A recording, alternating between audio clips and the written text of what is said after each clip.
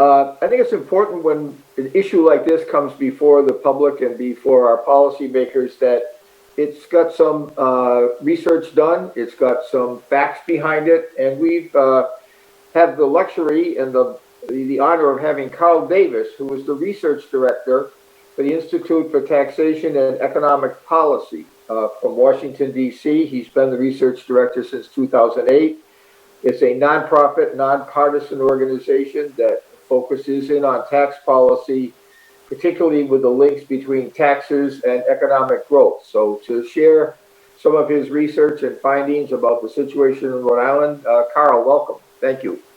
Yeah, thank you for that introduction. So, when I think about this proposal, this is a proposal that really capitalizes on one of the greatest strengths of the income tax, and that's that you can fine tune it based on taxpayers' ability to pay. How much can they afford to pay each year? The notion of asking people with higher incomes to pay more than a lower income family or a middle income family, it's pretty widely accepted as good policy. We already see this to Rhode Island's income tax to an extent. But right now, all taxable income above $150,000 is facing the same 5.99% marginal tax rate. And there's obviously a big difference between a family earning, say, 150,000 and one that's earning $500,000, $1 million, or substantially more than that in a year. So this is a proposal that would, update Rhode Island's tax code to reflect that difference in ability to pay. And by bringing in a new bracket at this level, this would really bring Rhode Island's system closer in line with what we already see in federal law, where the top tax rate kicks in at a little over $500,000 a year. And of course, we know the vast majority of Rhode Island taxpayers wouldn't be affected by something like this. I think there's a very strong case to be made for this kind of reform in normal times, especially if you're viewing it against the backdrop of Rhode Island's broader tax system, which is tending to charge the highest effective tax rates to the families that have the lowest incomes. We've estimated that Rhode Island's poorest families are paying over 12% of their income in state and local taxes each year, and with most of that amount being sales and excise tax. At the very top, though, the top 1% of the state's earners are paying a rate of less than 8% overall. And so, this proposal isn't going to be enough to correct that imbalance, but it sure is a step in the right direction. The top 1% of earners would pay about 9.3% of their income in tax if this is enacted. Now, that's all in, including their property, sales and excise income, and all the taxes levied by the state. And that's right about on par with what we see middle income families paying right now at 9.5%.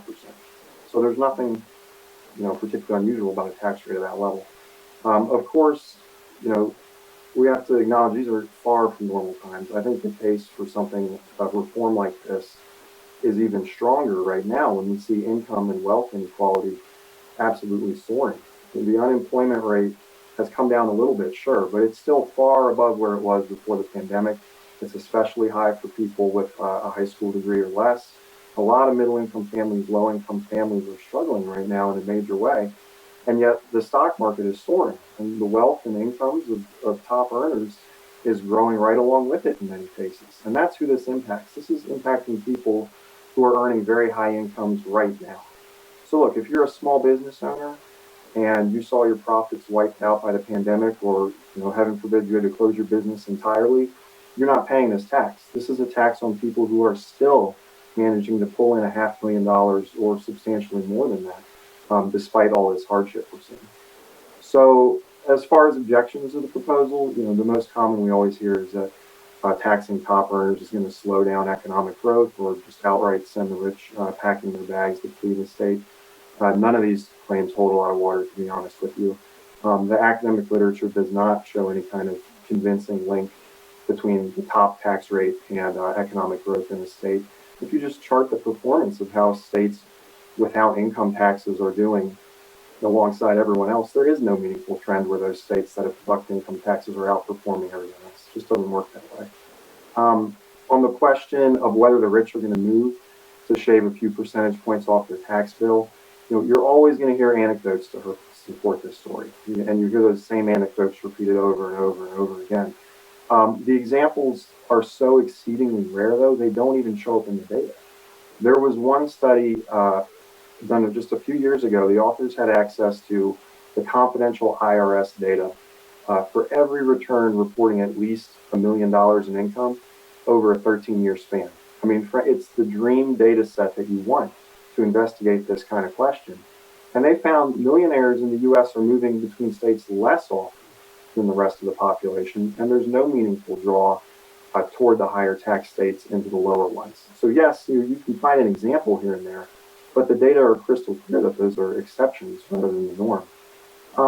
Let's turn one last point on where this fits in the national context. Rhode Island is definitely not the only state talking about this. We've already seen new tax brackets on top earners put in place over the last several years. States like Connecticut, New Jersey, which Rachel mentioned, Maryland, California, Hawaii, New Mexico. One of the most recent was in Arizona. Just at the ballot box in November, voters approved a 3.5% surcharge on top earners. So now that brings their top rate up to 8%. And I think it's more likely than not, we're going to see the same thing happen next November in Massachusetts, when voters will be able to vote on putting in place a 9% top rate for millionaires. Connecticut as well, there's a real effort underway right now to create a new bracket for top earners, as well as boosting tax rates on investment income that's overwhelmingly flowing to high income earners and corporations, and also boosting taxes on high valued homes potentially. New York legislative leadership there is very interested in bringing up taxes on the top to some extent, and the governor seems to be coming around to the idea a little bit. So that's going to be a very active debate this session. And nationally, this is a topic in states like Minnesota, ¿Me California as escuchan las well. personas en español? So yeah, just to wrap up, this is not, Rhode Island's not unique here in talking about this right now. This is a national conversation that's happening, both because of the public investments that this revenue makes possible, and also as a nod to this reality that we're in this time of soaring income and wealth inequality. And you have families that are faring extraordinarily well right now and that can afford to pay a bit more. So I hope that's helpful background. Thanks for the opportunity. Thank you, Carl, and thank you for the assistance that you've been providing, the critical information you've given us.